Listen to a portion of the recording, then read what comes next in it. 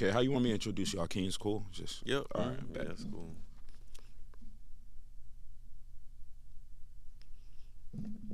Welcome to Pittsburgh Chatter, where I do interviews where I want, whenever I want, with who I want. And today I have a special guest, a capoeirista, graphic artist, and a teacher. Akin, how's it going, man? Hey, it's going good. It's going good. Good to see you. First of all, I appreciate you for doing this again. I know I said it like 30 times because you're someone that I knew throughout my whole life. You knew me when I was young.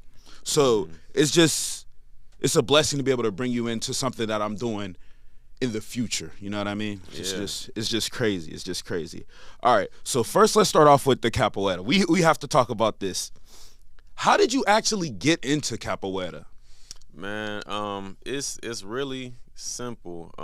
One, I didn't know what capoeira was. Never heard of it. Oh, well, we might want to give a slight explanation of what it is first. Martial art. Yeah, definitely. Capoeira is an Afro-Brazilian martial art. It incorporates music with dance, martial arts. You know, it's culture. It's a cultural art form. All that together. And man, earlier Was it through in the Negugatu? No. Yeah, yep. Okay. Yep. In the early '90s through Mestre Negugatu, he he came to the U.S. He was in New York, D.C., and in Pittsburgh, and he had one of his students, Justin Lang, who became our first teacher in Pittsburgh. He brought capoeira to the Hill, and actually this year it's been 30 years since he's brought capoeira to Pittsburgh. So literally 30 years ago, I was a little kid, and my parents were like, putting you in this class and behave yourself, and went in there, and it seemed cool. Matter of fact, it was me and my boy Reese. We were we went in there as kids, took the class, and I just fell in love with it. So you were one of the first classes that I got introduced to, because it was at Miller's after-school program, correct? Or you got introduced to somewhere else? This was actually at the Hill House. Oh, so this was before he had the after-school program. Yeah, this was before the after-school program. I was still in elementary school, and just jumped in there and started at the Hill House, because we went to the after-school program at the Hill House. And then, he was a counselor there, and then started the class there. So that's where he jumped in. Yep, first group of people. One thing I do want to admit is, like, in the time, I didn't realize that, like, he was in various places and had, like, groups in various places. And then I used to be like, he's never here, because I really liked him. He used to teach me, give me tips on stuff I need to do. And it's just like, dang, so you really favoritized Pittsburgh a little bit, because you was here a lot. Now knowing that you had, and in Brazil, it's like, oh, so you was here a lot. So he definitely looked out. But before that, was there anyone actually doing anything capoeira-wise down here that you knew of, or like he really introduced it? Yeah, no, like in Pittsburgh, no, there was no capoeira here until he brought it. Like, I guess I was 94. Yep. So when did you start actually getting good? Because I don't really remember, but I just know once we were down in Florida, I was like, oh no, he's levels. Like, you were doing moves, and then I was like, and he's taking it easy on me right now. And I just didn't remember a lot of stuff. So when was the point where you were like, because of course when capoeira, you can always learn, there's always new moves you can learn and stuff. When was the point where you was like, oh no, I'm really like this, like I'm good at it? Man, it probably was like years before I thought I was good. It was probably I want to say I probably thought I was good around 16. So that's like 4 years in? No, I was probably like 8 years in. Like, because, I mean, honestly, I enjoyed it. I was having fun. I enjoyed the competition of it. That that was the thing. I think that's what kept me going. The competition, trying to get better, but like really, just being around people who were good. I was like, nah. I didn't think I was really getting there until. So who was it? Someone that you seen that was, because like I know what you mean. I thought like I was okay. Then these Brazilians come down here and they humble the hell out of you. Like, they're doing moves you didn't even know existed. Like, they'll tell you, I can't even teach you this move until you're 18. I'm like, what? Like, is that real? So, like, was there someone you seen in specific that was like, maybe I'm not that? And then you was like, oh, 8 years in, now I'm like that. Yeah, like, there was definitely, people. And the thing was, like, what I learned from them is that you get good in your own style. Like, because I still couldn't necessarily do all the things that they could do, but it was like starting to become good in my own style, my own right. But, smooth. You're smooth. Yeah. Like, a lot of them are attacks, but you're just smooth with it. I know what you mean. Yeah, it was like, man, one of the people who was just like, just looked fly doing capoeira and was just like real unique was Shaka. Like, and I ain't never seen nobody else do drunken capoeira except for Shaka. Drunken master. For real. And then he was good with it. And I was like, damn, like, how do how is he doing this? And then like, two cats from Brazil. One dude, when Nego Gatsu was here to do a show at Pitt, we were doing this big show and we're rehearsing. And there was a dude in he got a big bubble goose coat on, just like sitting there in the audience. Black Brazilian dude just sitting there, not doing nothing. Everybody's rehearsing. He's sitting in the audience, not doing nothing. And I guess his part came up, took his coat off. Dude was swole. And then he just started doing like super fast kicks and these like barrel turn spins. I know who you're talking about. That's the move he told me he had to wear to a big team when he would like jump and do like, but like sideways. Or us explaining it will never, like, you have to see it because it's like, oh, maybe that is easy, but it wasn't about this. It was how high he was getting. It was scary. I'm not gonna lie. And dude wasn't even like tall, but he was just jumping it was just, he was doing one after the other and it was just, I was like, what the heck? And I mean, no warm up, just stepped out the coat, just going. The other crazy one was, we did another show and this dude, different dude, he was like, he didn't speak no English, and before the show, like, I mean, we didn't even see dude practice. Before the show, he's trying to talk to us and tell us something, and he didn't know the words, but he was like, he just said Nintendo. He was saying he did something for Nintendo. Mm-hmm. And we're like, but it wasn't Nintendo, it was Namco. Okay. And then it turned out he was the dude that did the I forget what the motion capture for Eddie Gordo. The capoeira, because that's how like all the hood people and people that aren't familiar with capoeira, they know just a tad bit about it because of the game. That's crazy. Yeah, it was like, and we were like, oh wow, that's dope. I mean, it's like, you like, oh, that's dope. But in my mind, it was a little level of doubt, like, this dude could be lying, though. Yeah. But then he went out, and do you know how he do the handstand split, and he walk around in a circle? It was just like it. He did that, and then we were like, that's really him. Like, that was crazy. And that's like, he needs to get his credit for that, because till this day, like, people will go and download that game, use that.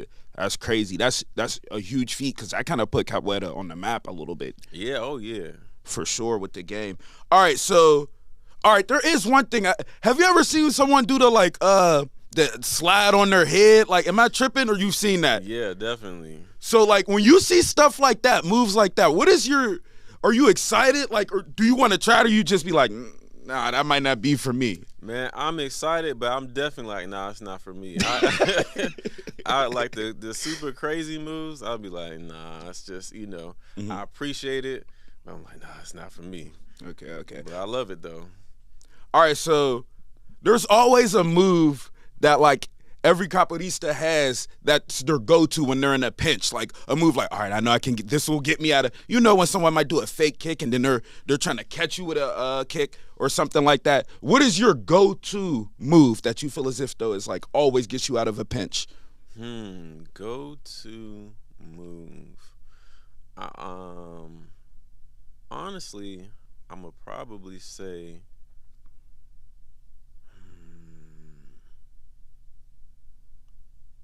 That's a tough. You know what? Because you might not even know it's your go-to because it's just like habit.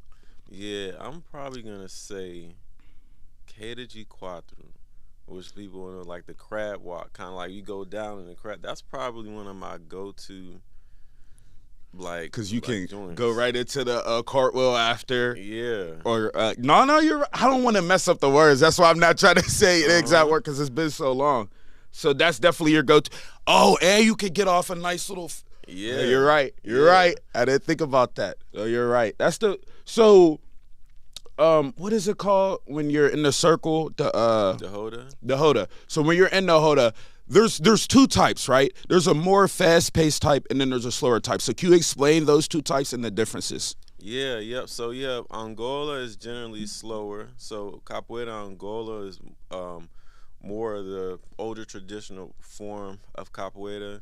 So many groups don't clap when they're going, because there's gonna be instruments, there's gonna be singing, everybody in the circle is singing, and traditionally many groups don't clap, but some do. But the pace of the game, it's like chess. So it's like slow, fast. And then there's different elements of the game that are real ritual like, where you might dance back and forth in a shamada, and it's like, it's a little dance, but it just simulates like a trap that you have to go into. Whereas the other style that's faster is Capoeira Regional. And there's definitely always clapping, and it starts off, I'm gonna say it starts off at a medium pace and then gets fast. Like it honestly doesn't even always start off like super fast. Like start off medium pace, then gets fast. But there's not really that same ritual, moving back and forth. It's faster pace, a little more aggressive, a little more outwardly aggressive, and it's more like you're trying to hurt somebody. When you look at it, if you don't know what you're doing, and like when you're looking at it, like even when you see the people do the kick, then the other person does the kick, and they'll just keep going. It looks like somebody's trying to hurt somebody, honestly. Yeah, definitely. I mean, you can, and it's like you got to learn the language so you know how to get out the way. But it's definitely more outwardly aggressive, where Capoeira Angola can get faster. It just definitely starts off slow, but it does get faster. And the two share a lot, but the vibe is different. So as far as like, and then we'll try to wrap it up. Actually, because we do need to talk about the music. There's a lot of songs. It's just so much that like I used to know that I'm not aware of. The songs. There's a lot of songs, and over the time I realized, okay, so some of them may start slow, and then they'll speed up the song as like the motions are, like you said, they're starting to pick up. So as far as some of the songs, are all of them used with the berimbau? Like you use the berimbau for all of your songs when you're doing it and teaching it? Yeah, definitely. Yep. Use the berimbau with all the songs. Also explain that for people that might not be aware. Yeah, the berimbau is the main instrument in capoeira, and it literally looks like a bow that you would shoot with an arrow, but it's just a musical bow with a gourd. Yep, got the gourd on the back. You play it with a stick and a stone, or some people use a coin. It looks crazy when you first see it. Yeah, and the sound is very unique. It's different than anything you ever heard. But you definitely use that instrument. There's generally 3 of them. Like a larger gourd, medium-sized gourd, smaller gourd, and they all play together. How did you learn how to do this? Negu Gatu too? Yeah, yep. Learn with Gatu. That's hard to learn. Yeah, it takes a while, and then the hardest thing is to tighten it. We'll call it arm it. To arm the berimbau, hardest thing. Like, cause it takes a lot of strength to do it, because the wood is definitely, it's super like strong, and you gotta bend. You have to arch the bow, put the wire on, pull it down, then wrap it. Tighten, wrap it. So it's like you basically working out, putting it together. It's not as bad as the drums, huh? No, not on your hands. No, it's not as bad as the drum. But you know what it's hard on is your pinky. When you finish playing the berimbau, your pinky is gonna be like this by itself. All right, so let's move off of capoeira. You also do teach Orisha songs. So for the people that aren't aware, can you explain this too? Because I just want to make sure everyone's getting the keys and understanding everything that's going on? Yeah, definitely. So, Orisha traditions come from the Yoruba people, West Africa, found in Nigeria, Benin area, even I think even over to Togo, but concentrated in what's called Nigeria now. So the traditions of those people, the Orisha, are the deities. They're the Forces of nature, more or less. the forces of nature, the elements of the universe. You think of all just the different things, air, fire, and water, and metal, and heat, all everything the way the universe works. And if people just think of, even if you think of Egyptian gods or Greek gods, like oh, okay, like a similar vibe. So the Orisha all have music, and drumming, and it goes along with the culture and the tradition. So I've been studying that since I was a kid as well. So now I'm just venturing out there to really teach people the songs, and also start to break down like the meanings, and so that people can understand more, what I'm saying, and use it themselves. And one thing I want to do is like, honestly, everyone sees like they know me and I'm busy. It's like, I see what you were trying to do. Like, you have the capo, and I know everybody wants to kind of bring the Orisha dancing back, but I want everybody to understand how difficult it is to do both, and then to manage both, then have people come on time for practices. Like, it's a lot. So have you ever tried to like add that aspect in, or you were like, that's so far down the line? The dance part, yeah, definitely, and we've done it. Because it's beautiful when you bring it together. It is. We've done it a few times. Mainly for like performance classes, workshops. And the real hope is to be able to have something in Pittsburgh where we can have consistent like dance classes that people can learn, and different, things like that. But yeah, we definitely brought it together. I've done some Orisha workshops alongside some of my other brothers. We've brought in dance teachers, and then that way people get to come and learn the dances, and we have the drums as well. And at those same times, I've taught some song classes too.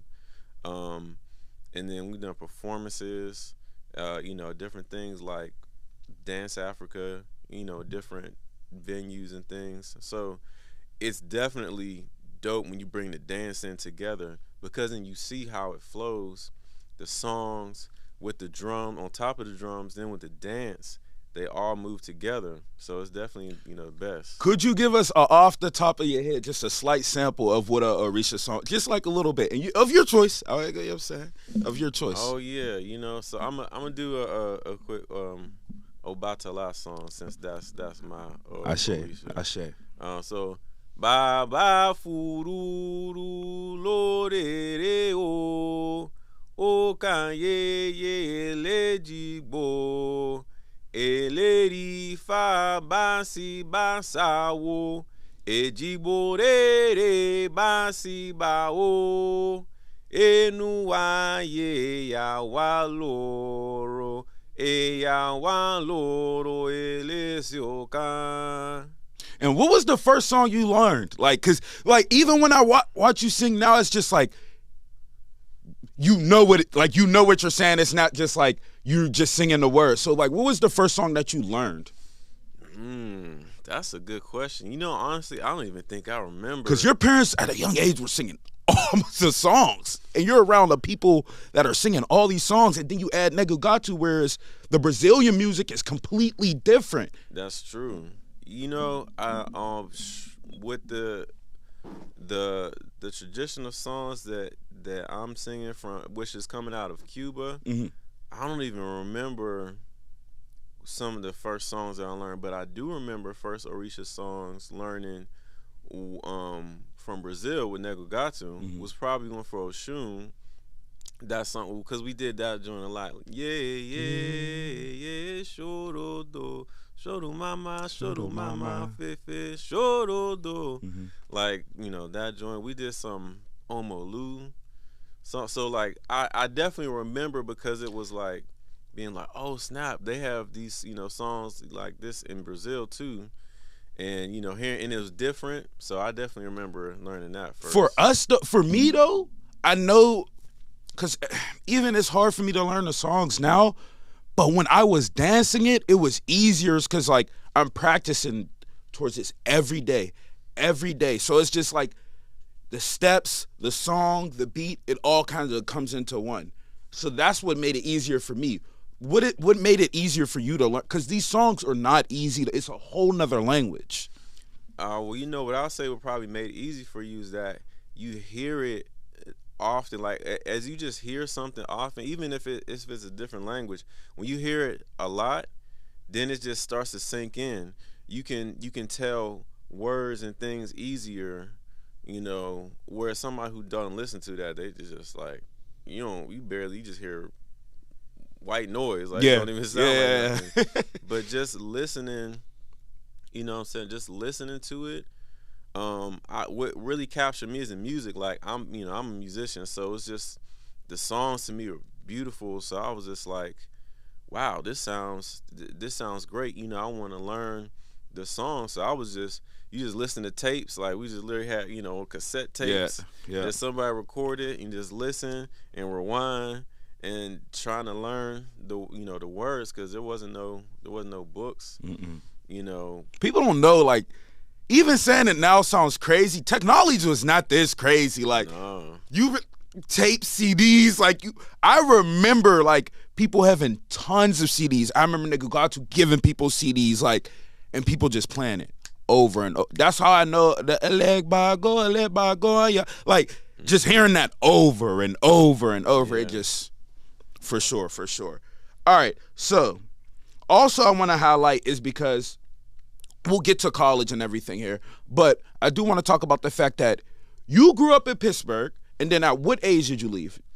I was 15. So we're talking about you're growing up. You at that age, you have a set group of friends. You have a set way you're living. And to be able to move, I know it was shocking. And I never got to really ask you this, so I love the fact I have a platform so I can highlight this. When you moved, it's life-changing. And I never got your aspect of how you felt. Like, what was it like for you moving? Because you moved to Florida right after, correct? I know that was like a cultural shock. Oh, yeah, definitely. It was a huge culture shock. Like, first, I didn't want to move. Like, I mean, obviously, it wasn't my choice. It was like, family's moving, you got to move. But I didn't want to move. Like you said, it made sense later, though. It did. But, like you said, the friend group, man, known friends since preschool, and then, got the people you went to school with for years. It's like, you get comfortable. Okay, these are my boys. And school-wise, too, I didn't want to leave, school. I actually liked where I was at. I went to middle school at Rogers Kappa in Garfield. Then I went to the Kappa. Oh, don't skip over that. Rogers was what was the name for it? It was like a real, like, it was a high school. Arts. It was hard to get into though, like very hard. All right, go ahead, my bad. For visual art, and then I went to Kappa High in back when it was in Homewood for high school. So I was there for ninth grade. So in my mind, I was like, this is where I'm gonna be. I'm gonna graduate, from here, and then I'll go to college for art. Whatever. I had the plan since probably like elementary school. So when we moved to Florida, it kind of jacked my plan up. And then it was culture shock because it's like, one, people talk way different. Had to learn, basically it's like learning a new dialect because my first week went to the shoe store, go get some shoes. I'm like, oh, these shoes is nice. Can I get these in a size 12 or whatever size? I don't even think I wore that size yet. Can I get these in a size, 10 or something? And I don't know what he said, but it sounded like he was saying something like bye. And I'm like, yo, I said, can I get these in a size 10? And he was like, then he just repeated what he said, but he clarified, and he was basically like, I'm going to the back or so. And I was like, oh, like I did right that first week. I was like, dang, I got some learning to do. People talk because people talk so different. It was like, everything is different. People be like, "You'll pass me that right there." Like what? You'll pass me that pencil. Like, and people don't know this is before internet's booming all crazy where you can learn the lingo now. Yeah, like if you don't know people from Tallahassee, you don't know how people talk. You know, he to the stove. You know, where you work to? You be like, what? Nah, man, we ain't finna do all that right there. He be like, oh man. So it was a big culture shock. And then school wise, they didn't have no creative and performing arts school. So I'm just in a school. It was almost like equivalent to like a Shinley, because they had an IB program. Now, I was doing decent. I was doing pretty good in academics, but I was not super genius when it comes to academics. But they put me in that program, the IB program, and I'm like, okay, I was over here painting pictures, not doing advanced. Y'all gotta be doing advanced chemistry. So school-wise, that first year, 10th grade, almost flunked out. Had like few F's, whole bunch of D's. By that time, I was skipping art class. It was just like, culture-wise, it was just like your whole life changed though. It's not like you just got eased into. Your whole life changes. So it's John Eagle is Publix now. Like your whole life changes. Yo, it's like, what is this? And then I'm not even thinking of it like you being in this track in school with like, just super smart kids. I just didn't fit in. And it was like, once I started failing classes, it was like they put me on the regular track with everybody else, was really just all the hood kids. And I was like, felt right comfortable at home. I was like, all right, cool. It was a lot better. But even at first, everything was uncomfortable because I didn't know nobody. Like from a can of paint. There's not like, I could only imagine, not even a family. If you could have just had one family, like a cousin, right? Just one. No family, just don't know anybody. So it was like, oh. So were they receptive to you, like classmates and things like that? Yeah, people were receptive. That's one thing about the South, is people are friendly, and it was receptive. But like when you first show up, and this is a big high school, there are high schools down there, and people don't know they're huge. They're like college campuses. Yeah. It's ridiculous. Yeah, and it's like you show up and you don't know nobody, so you don't know what the relationships are. It would be like the end of the school day. I rode the bus, so at the end of the school day, you go to get on the school bus, and right out there on the yard, everybody, people just scrapping. People just going in. It'll be like, and then then it's like the threat start. I'm coming back with I was like, yeah, I'm gonna be on the bus every day, because it's just like, listen, I don't got no people. I don't know nothing. I was like, nope, staying out of all beefs, all problems. But it really ended up going really well once I started to meet people, get to know people. Then I went to a different school for 11th and 12th grade. I went to FSU's high school, and I went a lot better for me, like grades. I got my grades up, had 2 art teachers who like really helped me, because by that time I gave up on the idea of going to college. I was just like, man, What? Are you serious? Yeah. Knowing you like that's shocking to hear now though. That's like crazy. Yeah, just since my plan switched, I was like, man, I didn't like school anymore, so it was just like the passion. Yeah, I just didn't want to do it anymore. So my art teachers were like, nah, like, no, you're good. You're going to do this. So they just made me make a portfolio. They made me apply to colleges, and they really just helped me get into school. So the rest of it went a lot better. Okay. So let's talk about college a little bit, because this is, I think around this time is when we had start coming to Florida, and we start seeing, and by this time you're already hip to everything, more. So let's talk about your college experience. You go from FSU high school to what college you go to right after? Because you went to 2 different colleges, correct, or one? No, I just went to one. I went to SCAD, Savannah College of Art and Design in Savannah, Georgia. And this is when I used to see you with the you used to have this device where, oh my gosh, I can like still see it.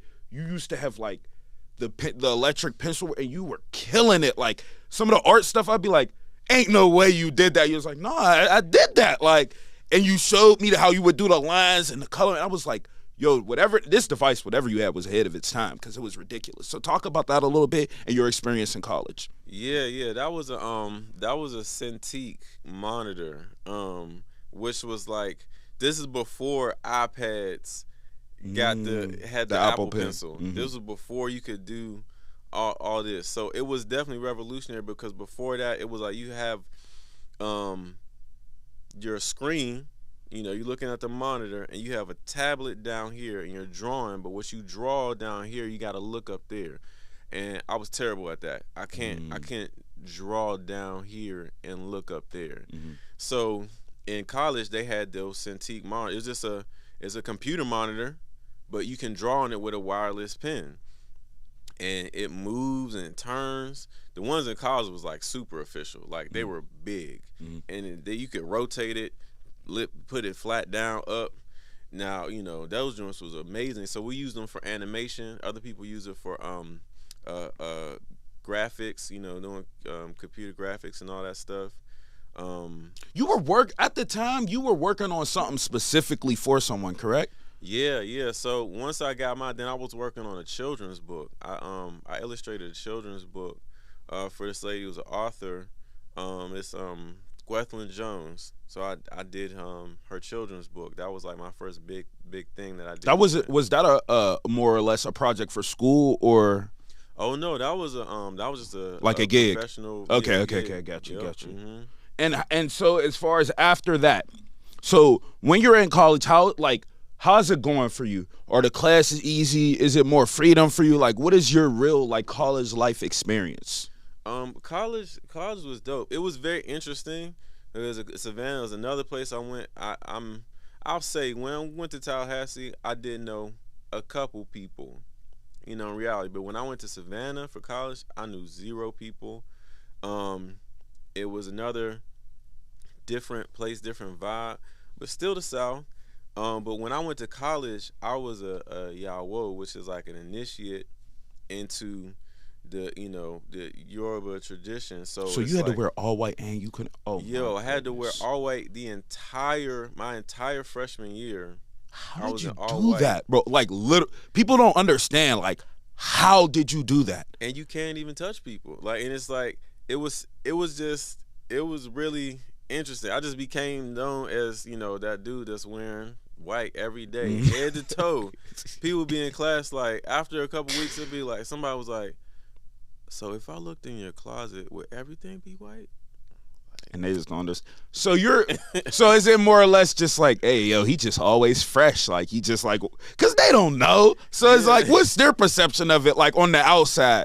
Yeah, they didn't know. I guess they thought it was my thing until they talked to me, and I would just tell them like, what I was doing, and like literally, I had like, cause it was kind of like you have like a little anxiety, cause like you going to college the first year, you gonna meet a ton of people, so I had like anxiety about it, like dang, what am I gonna do?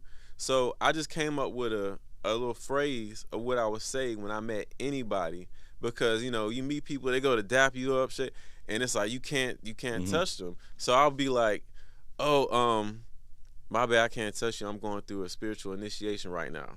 Like, and I just had it like off the, so people are gonna meet me. I'll be like, oh, I can't touch you right now. I'm going through a spiritual initiation. Oh, it's good to meet you. So I would do that, and people were cool with it. Matter of fact, my freshman year, a friend of mine still to this day, he found me. I'm literally like somewhere in the city at a bus stop, just standing there, still wearing all white, but just standing there, sort of got my book bag, and he was like, he walked up to me, he was like, hey, do you do capoeira? And I was like, what? Cause it's random. I wasn't even really doing capoeira, and I was like, yeah, yo, how'd you know that? And he was like, yo, you just look like you do it. I was like, what? I had never heard that before. Like, you just look like you do capoeira. You didn't have the white cap? Well, you couldn't have those pants because they got stripes on them. So that's crazy. That's crazy. I'm just like, regular white pants, just some white sneakers, but and then so that's how I got into the capoeira community at college, and it was like people, doing it there. Like this bunch of young people, practicing. Oh, there was a group already. And it kind of wasn't like a full group. Just like a get together, more or less. Yeah, because I ended up starting. A matter of fact, I ended up starting a capoeira class in my college at the gym because I didn't know nobody, and I was like, I want to keep going. Is that the one we came to the one time? Or that was something else? No, it was probably something. That was probably something else. All right. But I only did it my freshman year. But it was like, matter of fact, yeah. So he found me after that, but then the other people who were already doing it, it was just like a group.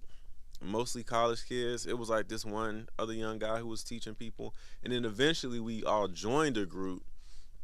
But at first we was just rolling together. And so nobody in the in college, while you're taking this journey, you come back sophomore year. Nobody's questioning now that you're not in white, because of course your year's over, so now you don't have to be in white, but you might still sometimes. So no one questioned that, or is it just like moved on from it? Yeah, no, it just moved on. It was just like people were like, "Oh man, it's weird not seeing you in white. Weird not seeing you without a hat on." Like, but they got, people got.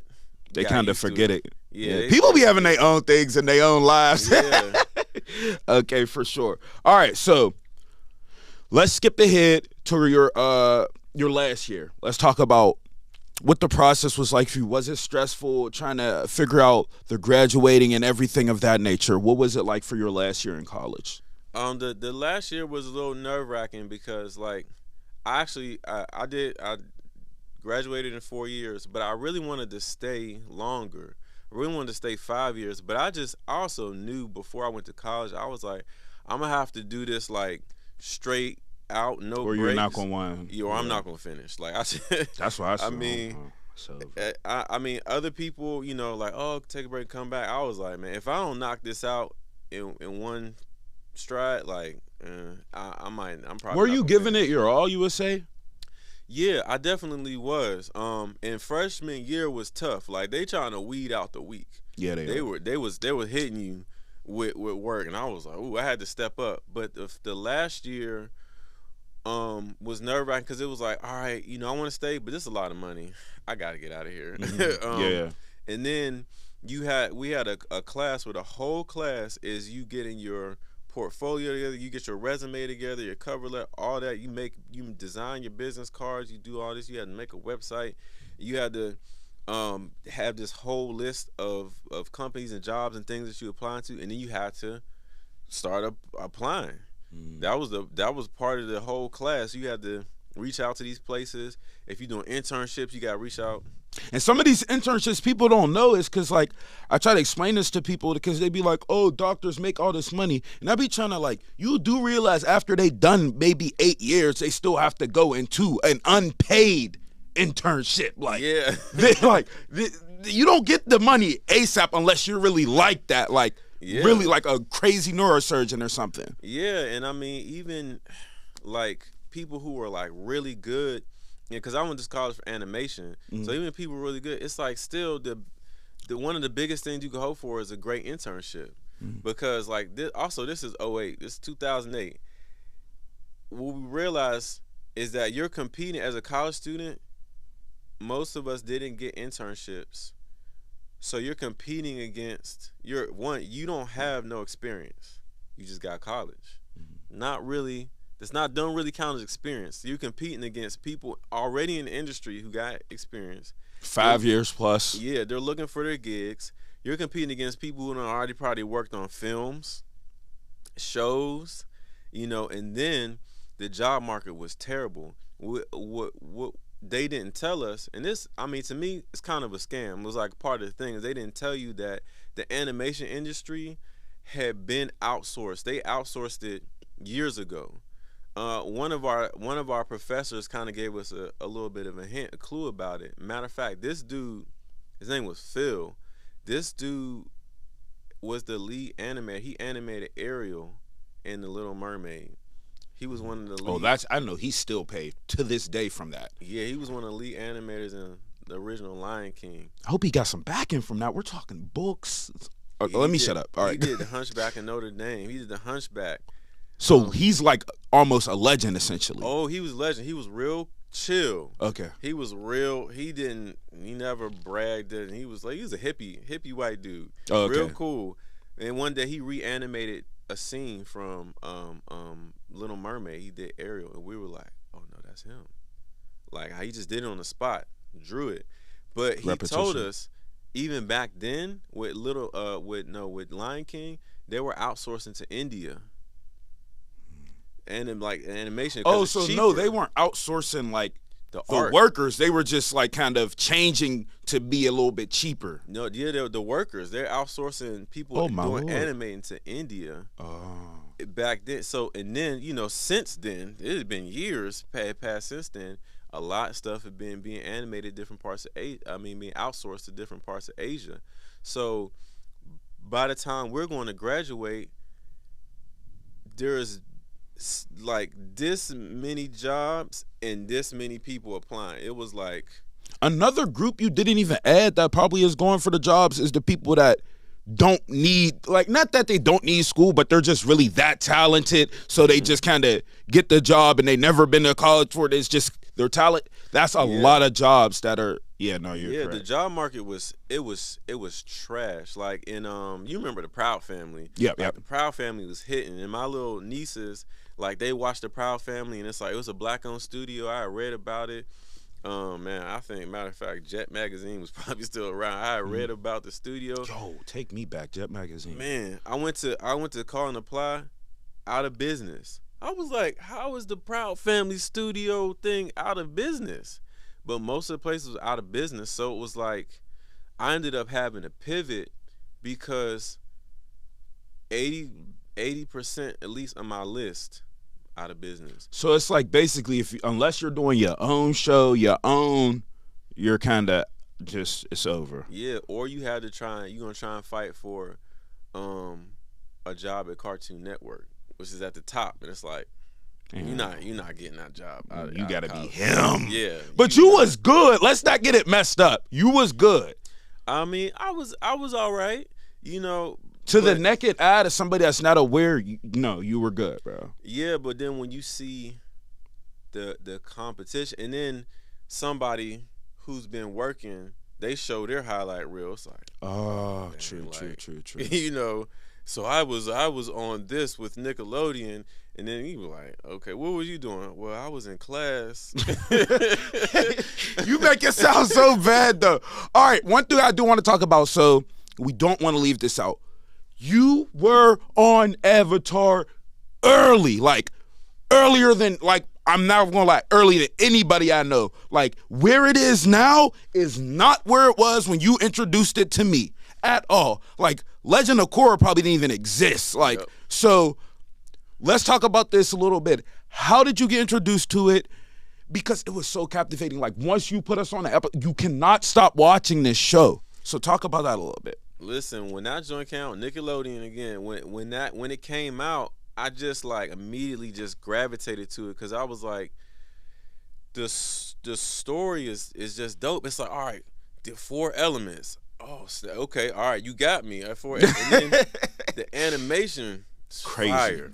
Way before its time. People still all right, so there's this thing of like, I'm so sorry to cut you off. There's this thing of like, anime and people not wanting to put certain cartoons with anime, and Avatar is one of the only cartoons that they will say, okay, we'll let it be an anime because it's that good. Oh yeah, I mean it's great. The action is crazy. Consistent. It's crazy. And they did that. They animated that, I want to say, in South Korea. That joint. It's just, and then the story, like, if one had philosophy to it, I just love that. Like, from like watching shows like back in my day, like Gargoyles, it would have like messages. A lot of cartoons, they had like a message, a meaning to it. So they would have these different messages in Avatar, and it was just like relatable. It was fun. It was funny. Animation was dope.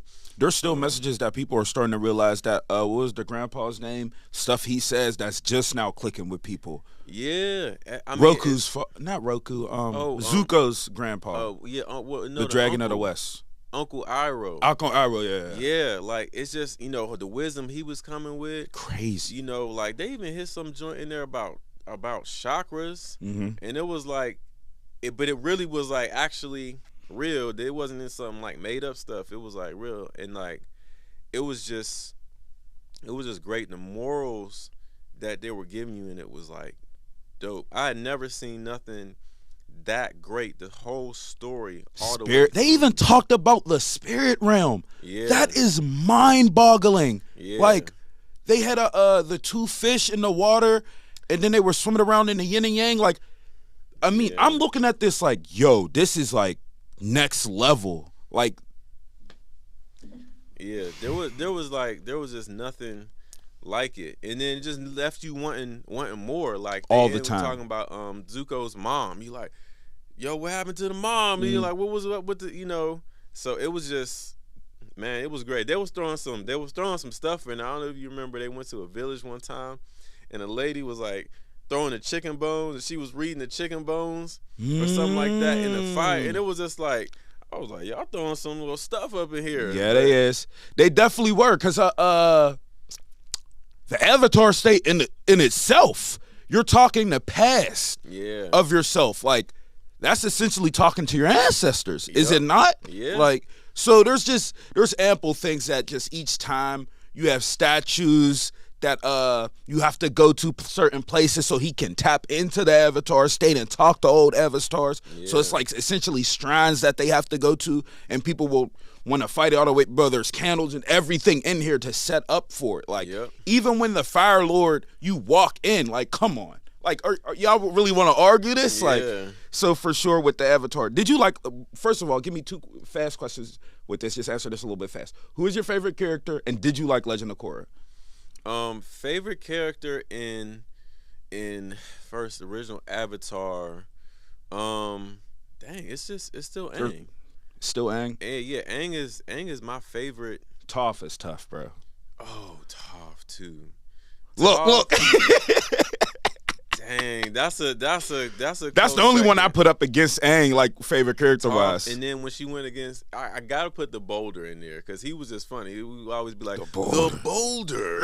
The dude that Toph was fighting, and just because he sounded like The Rock, that was funny. But Toph she's definitely, and then when it comes to Korra, she's one of my favorites in Legend of Korra, because they brought Toph back for that. But Toph was old whooping them. Woo, whooping them. I mean, I think I was like, I get it, with being blind and like her with the earth bending, super dope character. Then going into metal? Yeah. Like, they advanced that with Legend of Korra. I did like Legend of Korra. I didn't like Last Airbender better. I think I wanted that. Best. I wanted the grown up version of them. I didn't want Legend of Korra. Yeah, Legend of Korra is cool. It was dark. The things I didn't like is like they start to just go a little wild with the spirit realm. It was like, all right, I think a little bit. I was like, are y'all kind of playing with the spirit realm thing? When they took it serious, wow, with it. Yeah, it could have been a little bit more,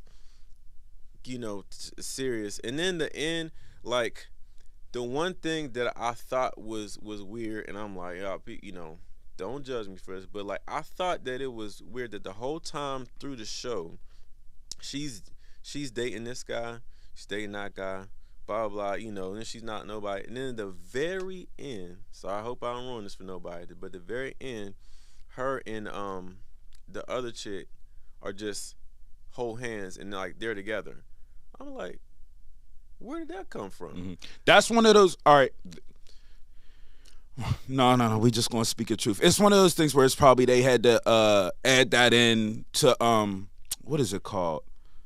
I can't. There's a specific word for it, but they add it into a lot of cartoon shows now to make it like acceptable, kind of to everyone. Make everybody fit in. But I'm like, see, the thing was, what they should have done, if that's what you're gonna do, lead us into that.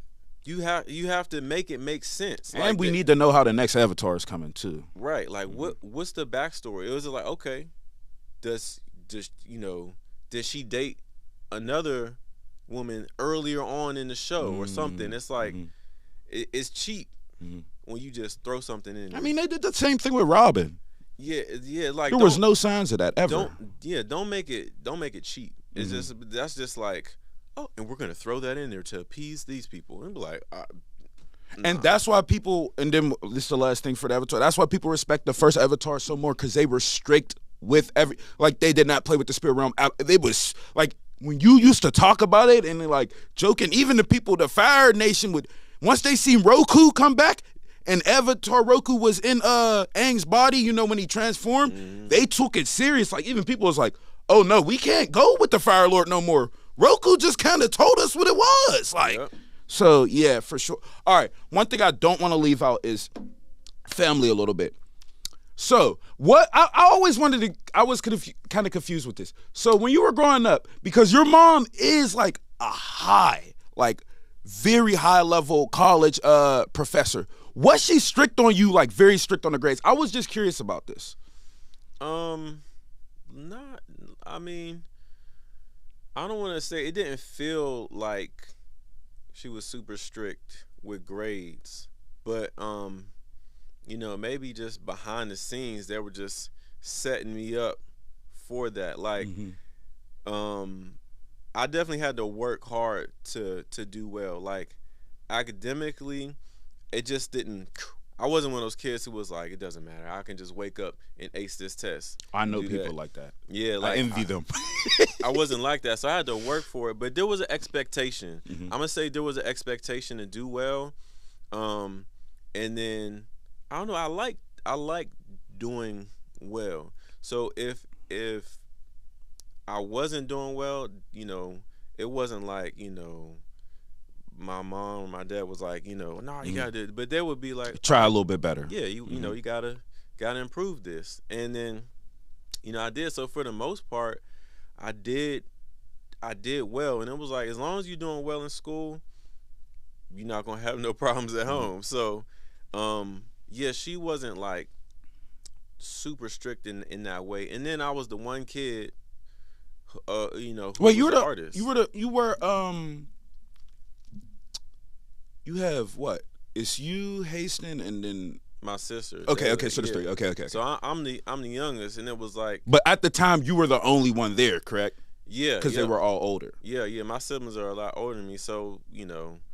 Then later on, you know, with just me being around, even still, you know, it wasn't like super strict in that way. Now, in general, yeah, like people probably today would be like, man, that was strict. You got to be in by the street life. Yeah. You know, like, knowing some of the stuff I know now, stuff like that I appreciate. Like when you get older, you be like, I'm glad she had me at the crib. Exactly. Like he was even certain parts of the neighborhood, like it was like, no, don't go past here, don't go past there. Oh, you did live in Garfield. That is right. And like Garfield's changed, so it was like where I lived at the top of the hill, further back was the projects, and like weren't allowed to go up that far. And it was just like you could literally go to the top of the hill and that's it. And it was just like I never broke that rule, because it was like also you knew like it was serious, you know, over there in those times. So you know I know. I know. As far as family though, because you do have children, talk about that a little bit. What was that experience like for you? Like, because I'm so scared of the children thing, because it's my thing is I don't know where this world's going, like, and so that's what scares me, because I don't want to put my children in that position. But like, I know there's a certain love that can never be imitated when you have your own child. So talk about that a little bit too. Man, you know, definitely having children is pretty amazing. Like, I'll say. There's things that come full circle that you're like, you just would have never thought. Like, my mom took me to Ghana and Nigeria when I was 14. So when we were in Nigeria, we were just walking somewhere in one of the cities or towns, and there was a wall, and it had graffiti, spray paint, just like a name spray painted on it, and the name was Akin Shola, and it just stuck with me. I was like, oh, my name is Akin, and it was like, okay, this Akin Shola. I'm like, okay, that's dope. So, you know, years later, probably about 15 years later, Then when I'm about to have my son, I'm like, that's his name. It's gonna be And it's Akin creative Shola. too. Yeah, and it's like it's something about it that gravitate in it, and it really goes with him. That's really like the name means brave one who brings wealth and prosperity, and it's like you see he's on his way to that. And also when before he was born, I saw him. Like I had a dream and saw it was gonna be a boy. Couldn't see his face, but he was like at like a easel. He was painting something as a little boy, and I was like, wow, see that, son? You already better than me. And it was like, so before anybody knew, I was like, I knew. But it's, then had my daughter, so the children are like, man, they really just bring you life, keep you young. There's nothing like when you come home and they run up to you and they're happy to see you, give you that love. So, and the difficult parts come in just putting into them what it is they need to make it on their own, But that was beautiful. And then later on, getting married to my wife now, and it was like, now I get a bonus daughter, and that's fun. That's funny because like you get to practice too, right? In the beginning, it's like the child is like, "Who are you?" And you're like, but me and my bonus daughter came together really well. But it's just funny to look back on it. You show up, she's like, "Who's this?" Where now I was like, it's a blessing. It's a blessing. We're tight, and then like she blends her and and my two biological kids blend so well. It's just like it just boom came together, and they are siblings, like, but they function like siblings, and that's what's dope. Because sometimes you just meet people in life that you're not related to, and then y'all click. And they're like a sibling. You just like, oh, this is my brother right here. This is my like, and then for life, y'all are tight. And sometimes you forget. Like you forget. You be like, oh well, that's not my. But over time, it's just like nah. And then it becomes no. You are mine. Like you are my real. Like we're not even finna play around. There's just so much connection. There's so much over time that's gotten built. You know what I'm saying? I know your parents were happy about having grandchildren, correct? Oh yeah, man, so, definitely. What was Ia and Baba's expressions after that? Oh man, they were really really excited. Spoiled? No. Oh yeah, definitely. Yeah, and they love sending the kids gifts, and they just always like spending time with them, and it's dope that how they love my kids, just like their personalities. Like my daughter. She's the youngest. My youngest, she's just real like expressive and talkative and dramatic, and it just cracks my mom up. So it's just like they're really happy. You know what I'm saying? And it's always great for them to just be able to like they love spending time with them and doing stuff for them. So. And you've been married for how many years now? Going on 3. 3 years. So as far as the celebration for when you got married, what was that experience for you? Like, how did you feel? Like, oh man, it was really great. Like, because did you want the like full like, or were you just happy to be with a person? You know what I mean? Because some people want both, and some people are just, I'm cool with it. Well, I was very happy, very, excited. And I'll preface it with this because sometimes for people who are in my situation, they might not be as happy and excited. Like me, I was married before and divorced, so this is my second marriage. I didn't know that. I did not know that. Yeah, so like sometimes people are like, I don't want to do it again, but for me, like when I met my wife, now like at first. When I knew her before, but like when you later on in life you see this person again, and we really start running into each other, I was like, knew there's something special, but it's kind of scary. It's like, dang, like okay, but then it's like, no, it's really real. It's like, oh, dang, okay, this is really real. When them real feelings kick in, and it was like, it did. I mean, honestly, we we were together for at most 2 years before we got married. Like, But I do want to highlight that you were together 2 years, so you built it up though. You didn't just jump into it. and it wasn't it wasn't like we didn't jump, but it didn't take long. It was like I knew, and I had moved back to Pittsburgh in, I want to say 2017, and at first it was like I was like, dang, what am I doing back here? First I was like, I said I was never coming back to the North, but I learned. Well, I came back here to find my wife, and the wedding was just like special. The wedding was really special to coming together. One, our parents knew each other, when they were younger, and then when we were kids. So that makes things a whole lot easier too. Yeah, and it was just like that relationship there. Like my wife's mother's not here anymore with us, but like we were still able to have her presence there. We had a picture, so it was just like special to my wife. Her dad did, he married us. Had my peoples there drumming. It was like all of our families were there.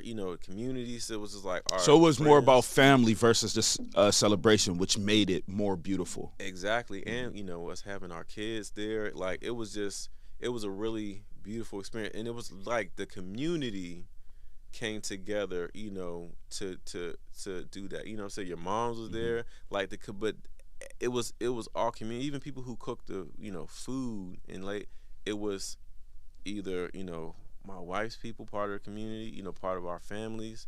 So everybody came together to make that happen. So that's what really made it special. All right, hold on. We're running out of time here, but I gotta ask. And Baba Love, did Baba Love make the beans? He had to make the beans. He didn't make the beans? He didn't make the beans. Oh, Baba! I know. I'm gonna tell you what he made: salmon croquettes. Wait, I think I've had his. I didn't get that. I've had picadillo by him and the black beans. Yeah. Him and Baba G with them black beans. They gotta teach us the recipe. Listen, my dad passed on the black beans to me. So He did? Yeah.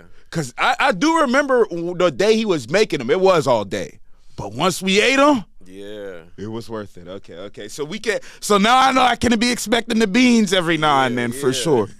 All right. So one thing I do want to say is, I appreciate you for coming and giving me this opportunity, because you already said at the beginning you don't really do a lot of interviews and stuff. So I do want to appreciate that. So I want you to tell everybody about your classes you have going on, where they can follow you and reach out to you and everything of that nature. Yeah, well, first, man, I'm proud of you. Like, Thank you. I appreciate it. This is great, and keep it going, because this is really dope. I've been following, and I'm just proud of you. I'm trying, bro. I'm really trying to make it, bro. Yeah, well, keep doing your thing, grinding, because you're doing it. Like, you have something, you really do. But people can. Well, I mean, you've seen me. You didn't see me in the beginning. I've gotten better at interviewing now. It wasn't that easy in the beginning. Hey, but that's how it rolls. Like, you really doing something. If you getting better, if you're not getting better, and that's like, oh, nah. But that's great. And real people who rock with you, they stay with you through and see, like, oh, it's getting better. Like, but even in the beginning, people can see you have something. But getting better is just, that means you really grinding. Yeah. Yeah, true. But I know it takes time. Yeah, let me say on Instagram, it can be Capoeira PGH, or Capoeira Pittsburgh, excuse me, on Instagram, Capoeira_Pittsburgh.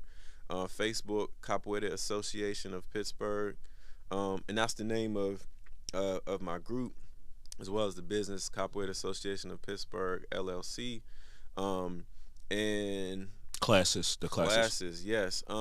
So I have Capoeira children's classes on Thursdays. This is all in the Hill, at the Morgan Lee Arts Center, where Hadat is, the Hill Dance Academy Theater. So Thursdays, 6 p.m. We also do children's African drum classes. And do those, Thursdays as well. People can sign up. We also have youth visual arts classes. And those, we just have different cohorts. We have sessions of classes throughout the year. So look out for that as well. Again, that's youth visual arts classes. We teach all kinds of things, visual arts related, and we have guest teachers with that as well. And then have adult capoeira class on Mondays, 7 p.m. Also at the Morgan Lee Arts Center. All these classes are And there. I apologize that I have not been. It's not that I don't want to come to everyone, but you see what I'm doing. It's not Yeah. like I'm out here jolly lollygagging. I'm working like. Listen, whenever you can come, you know what I'm saying, make it. And even when we have events, because sometimes we do stuff outside of that. But, like, the Mondays is the regular adult class. But even outside of that, we have that. And then right now, we also do virtual Orisha song classes. So that you can find the information, on my pages as well. All right. One thing I want to say again, I appreciate you, and that's a wrap. All right. So just gotta take a picture, and then we'll be good. Cool. That's what's up. I told. Look, you was like, I put a bunch more stuff down, but it's only hour. We'll be taking. Okay, cool.